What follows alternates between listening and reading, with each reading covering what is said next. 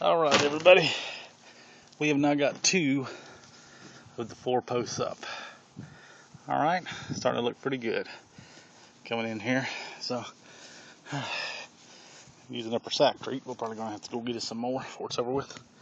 But anyway, here's what I was talking about with those lines. See how they hit here on us? See how they intersect right there? And we made sure from this corner to that corner, the same measurement. It's 14 feet, 3.5 inches. From that corner to that corner, then that corner to this corner. So that's your square right there, okay?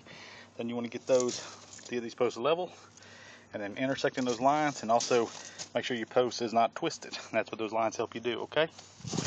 So we use that bright paint because, man, it is easy to see. Yes, that's another good tip. Use as bright as orange as you can. And the hardest thing is getting these things driven in.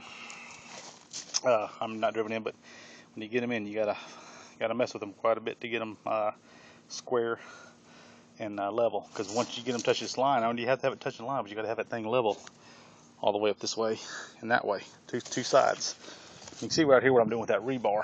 See, I'm driving that rebar through the concrete and into the ground. There's about a 4-foot piece of rebar stuck through there, so that'll really anchor that piece in there to it. And also I put some pieces on the end of the 6x6 that the concrete's wrapped around now, so that'll hold this thing in here really good heavy storms. And earlier I know I said hurricane alley, but I meant tornado alley, and we're right on the edge of it, and we do get some winds in here. So anyway, let me walk back this way here a little bit, see if I can do this without walking over one of my strings. Gotta be careful when you get them strings down. You hit them, you can knock them out of whack, and then there's your squares gone again. But show you more of a view from back here.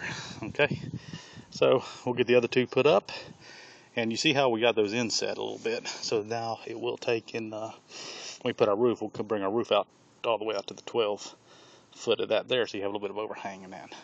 So these posts are a little recessed in a little bit, but see how they're good. And if you notice on this post over here, there's that printing that they do on it, and that's not a big deal because we're going to probably paint these with an oil-based paint because they're out in the sun. You can see this heat right here. These posts are going to have sun hitting on them for, oh gosh, about in the summer probably about 6 to 8 hours of the day, direct sunlight.